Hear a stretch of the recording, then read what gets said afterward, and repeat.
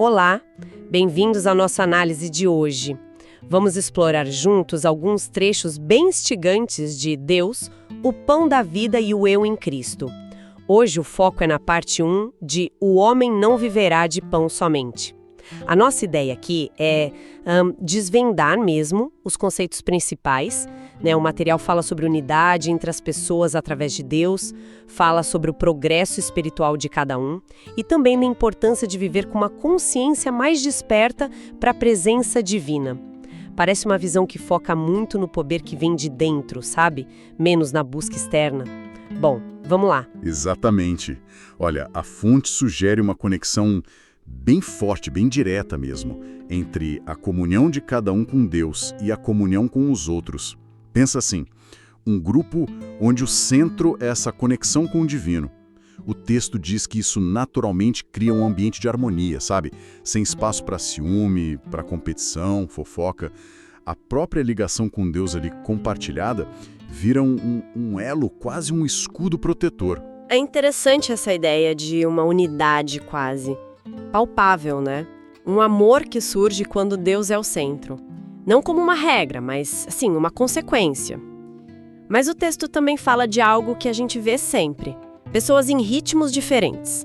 Como ele explica isso nesse contexto? Pois é, e o fascinante aqui é que essa diferença de ritmo é vista como algo normal, inevitável. E o ponto crucial, não é motivo para julgamento. Alguns avançam mais rápido no caminho espiritual. Sim. Mas a fonte argumenta que isso não é favoritismo de Deus, nem ambição da pessoa. A explicação que o texto dá é que as pessoas estão em, como ele chama, estados e estágios de consciência diferentes. Dá para pensar como níveis diferentes de preparo interno. Ou talvez uma disposição maior naquele momento para meditar, para estudar, para praticar mesmo. A consciência, nesse sentido, é a chave. É a percepção interna, sabe? A realização da presença de Deus. Ah, entendi. E esse ponto de não julgar os ritmos parece bem importante mesmo. O texto até contrasta isso, né, com o que ele chama de dinâmicas mais comuns em organizações religiosas mais estruturadas, onde talvez a busca por posição, por título, acabe gerando conflito, inveja, aquela competição. Aqui a coisa muda, o foco vai todo para dentro. Totalmente. A ideia central ali é uma frase forte. A consciência deve externalizar a si mesma. Isso é muito profundo. Significa que o nosso estado interno, o nosso nível de compreensão espiritual, de conexão, ele acaba se manifestando do lado de fora, na saúde, nos relacionamentos, nas circunstâncias. É como se o interior projetasse o exterior, entende? E a consequência lógica disso é que ninguém de fora pode realmente impedir o nosso progresso espiritual, porque ele depende só do desabrochar da nossa própria consciência. Nossa, isso leva para um dos pontos que eu achei talvez mais radicais do texto, que é essa ideia de não precisar de diploma, certificado, nada formal para ser curador, professor, líder espiritual nesse caminho. A lógica parece bem direta. Se a pessoa tem a consciência que cura, ela é um curador. Se tem um entendimento que ilumina, bom, as pessoas vão procurar para aprender. Parece que a função vem da essência da pessoa, não de um título pendurado na parede. Exato. A qualificação real é o estado de consciência. É uma inversão completa, né? Do foco nas credenciais externas. E a fonte até alerta. Tentar assumir um papel só por ambição, sem ter desenvolvido a consciência para aquilo, é como construir sem base. Especialmente num contexto sem uma hierarquia formal para te segurar ali artificialmente. A sua própria consciência, ou a falta dela, vai dizer se aquilo se sustenta ou não. O texto sugere que a consciência funciona como um ímã, sabe? Atraindo para a pessoa aquilo que é dela por direito de consciência. Seja uma chance, um relacionamento, um papel para desempenhar. Então, para resumir essa primeira parte, a mensagem principal parece ser: a realidade externa reflete o estado interno de consciência. E é essa consciência, não fatores de fora, que dita o progresso e o lugar no mundo espiritual. Uau!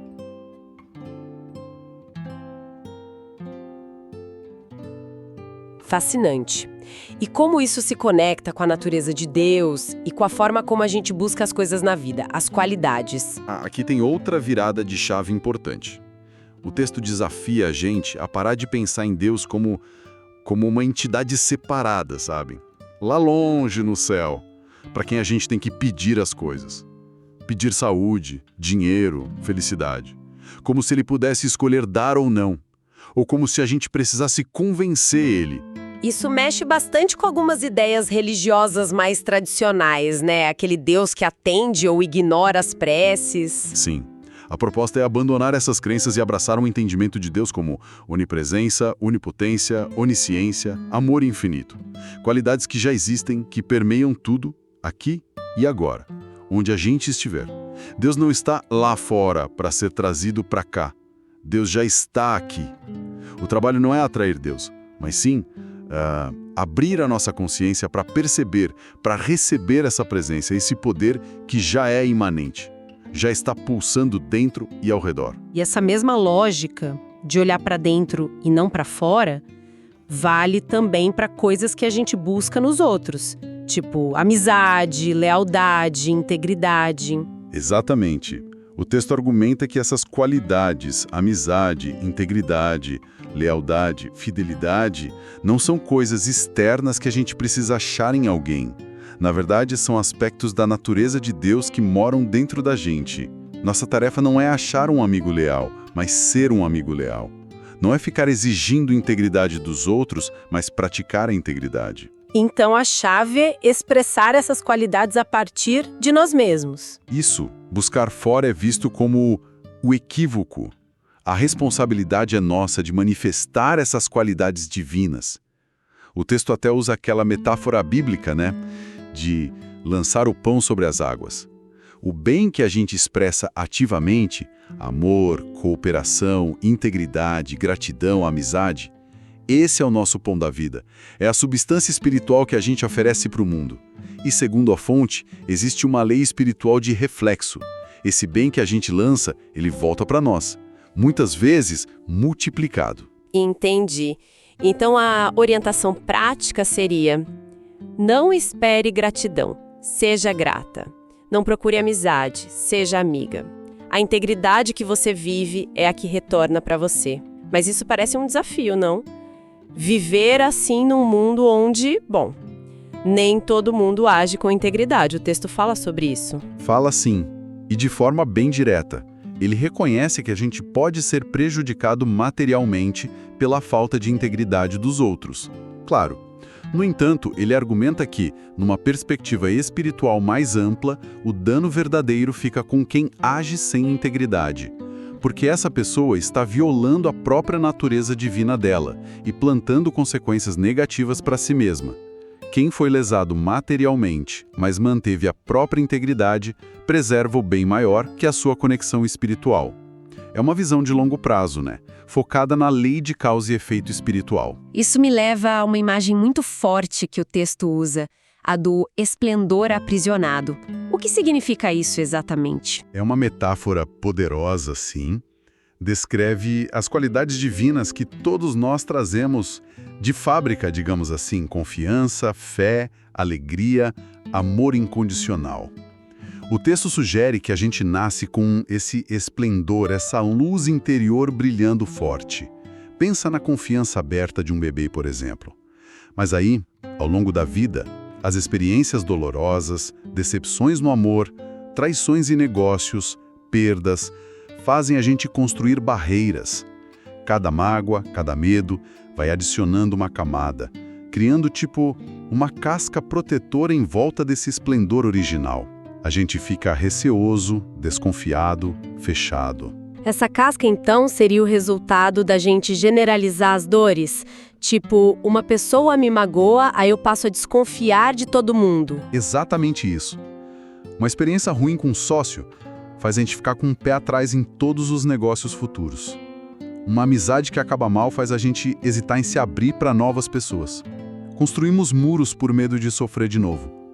O texto nos chama a reconhecer essa casca e até a coragem de quebrar ela, de liberar esse esplendor que ficou preso lá dentro. O autor até menciona uma história que ele mesmo disse ser meio controversa para ilustrar isso, né?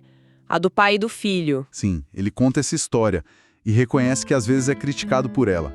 É a do pai que ensina o filho pequeno a pular nos braços dele, de alturas cada vez maiores. O filho confia totalmente, mas aí numa das vezes o pai de propósito não segura, deixa o menino cair. Com a suposta lição de nunca confie em ninguém. É um exemplo bem extremo, né? De como as experiências podem nos ensinar a reprimir nossa confiança natural, nosso esplendor, por medo da dor. Nossa, que história forte. E como o texto sugere quebrar essa casca, superar essa reserva que muitos de nós acabamos desenvolvendo. Ele até cita a reserva britânica como exemplo cultural disso. Ele contrapõe essa tendência à reserva com o que ele considera a verdade espiritual essencial. Somos todos filhos de Deus, um em Cristo, que é uma forma de falar da unidade espiritual, não importa rótulo externo, raça, religião. A única reserva que o texto acha válida é a da integridade, manter-se fiel aos princípios espirituais. Fora isso, a proposta é o oposto da reserva. É ativamente abrir a consciência, permitir que o fluxo espiritual divino dissolva essa casca e deixe o esplendor jorrar. É um chamado à vulnerabilidade espiritual, a confiar mais na presença interior do que nas experiências do passado. Então, o desafio é meio que soltar essa armadura que a gente construiu com as dores passadas e confiar de novo, mas agora com base nessa conexão espiritual interna. Uau, isso tudo é bem profundo. Mas como que isso se traduz na prática do dia a dia? Como viver essa filosofia no meio da correria, dos problemas? Olha, o texto é bem prático nesse ponto. Ele afirma que a única demonstração que realmente importa não é conseguir um emprego X, mais dinheiro Y ou o relacionamento Z. A demonstração fundamental, a única que vale no fim das contas, é cultivar a percepção consciente, o sentimento consciente da presença de Deus, a união consciente com Deus. O foco sai totalmente da manifestação externa e vai para a qualidade da conexão interna. Ou seja, em vez de tentar manifestar coisas, o foco é manifestar essa conexão com Deus em si. Precisamente. E essa união consciente não é um evento isolado, é um cultivo diário, persistente. Começa com pequenos momentos de reconhecimento e vai crescendo com a prática. A fonte até usa várias passagens bíblicas para reforçar isso, como a promessa de paz perfeita para quem tem a mente firme em Deus, o conselho de reconhecê-lo em todos os caminhos e aquela exortação a orar sem cessar, que aqui é interpretada não como ficar recitando prece o tempo todo, mas como manter uma consciência contínua da presença divina. E como seria essa prática, assim, momento a momento? Pode dar uns exemplos que o texto sugere? Claro. O texto sugere incorporar essa consciência na rotina mesmo. Por exemplo, ao acordar, sabe, antes mesmo de sair da cama, dedicar um instante para reconhecer: Deus está aqui. Ao acordar, sabe, antes mesmo de sair da cama, dedicar um instante para reconhecer. Enquanto escova os dentes ou se veste, em vez de ficar repassando a lista de problemas na cabeça, direcionar o foco conscientemente para a presença divina como a única realidade real, substancial. Buscar ativamente sentir o perdão divino. Pensar se a gente é instruído a perdoar 70 vezes 7. O perdão de Deus deve ser infinito, sempre disponível. Buscar ativamente sentir o perdão divino. Pensar. Na hora da refeição, antes de comer, reconhecer Deus não só como quem abençoa a comida, mas como a própria fonte e substância daquilo que alimenta. Ao sair de casa, talvez visualizar ou sentir a presença divina indo na frente, preparando o caminho, harmonizando as interações do dia. E talvez o mais desafiador, E mais importante, praticar o reconhecimento dessa mesma presença divina nas outras pessoas, mesmo naquelas com quem a gente tem dificuldade e nos lugares que a gente frequenta. Nossa, isso soa como um treinamento constante da mente e do coração. Manter essa consciência o dia inteiro. Orar sem cessar nesse sentido. Parece um desafio em tanto. É um desafio, sem dúvida. Mas o texto apresenta como um caminho gradual. Começa com o esforço consciente e com a prática vai ficando mais natural. A relação com o divino se transforma. Deus deixa de ser uma ideia abstrata ou uma entidade lá longe para se tornar um companheiro constante, um pai interior, uma presença viva, atuante. O texto até lembra as palavras do mestre, Eu posso fazer todas as coisas através de Cristo que me fortalece. E aquela afirmação radical de Paulo: eu vivo, porém não eu, mas Cristo vive em mim. São expressões desse estado de união consciente. E qual seria o ponto máximo dessa jornada, segundo essa fonte? Onde que leva toda essa prática? Olha, o ápice que o texto descreve é um estado onde o senso de um eu separado, sabe, o ego individual, com suas vontades, seus medos, começa a se dissolver. A meta final é chegar num ponto onde não tem mais uma pessoa pensando sobre Deus ou tentando se conectar com Deus, mas sim Deus funcionando como aquele ser individual. É Deus conhecendo, agindo e vivendo através daquela expressão individual.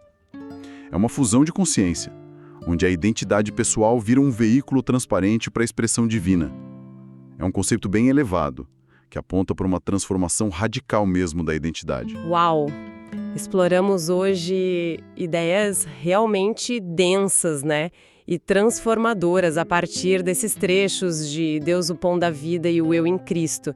Vimos essa proposta de que a unidade verdadeira nasce da conexão individual com o divino, o insight de que a nossa consciência interna e não a ambição ou validação externa é que dita o nosso progresso, nossa qualificação até, a ênfase radical em expressar qualidades como amor, integridade, a partir de dentro em vez de ficar buscando fora, e essa disciplina diária de cultivar a percepção da presença de Deus até que ela se torne a própria vida vivida, culminando nessa possível fusão de consciência. Foi bastante coisa. Exato.